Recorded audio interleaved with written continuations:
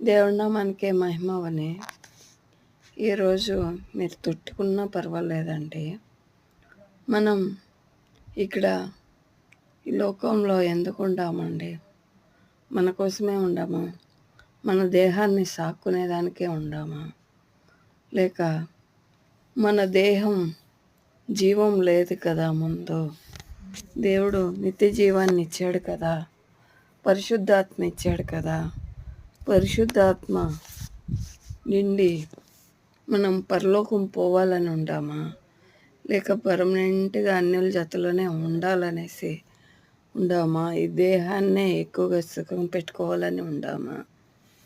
Main చెప్పేదేమంటే, వాక్యానుసారంగా మనం ఈ లోకంలో లేకపోతే ఎత్తబడతామో తెలియదు.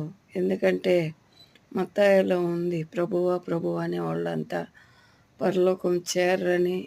రెండోటి ఎగ్జాంపుల్, ఇసుక మీద కడితే కట్టడం నిలవదని, క్రిస్తునందు బండపైనే కట్టాలని.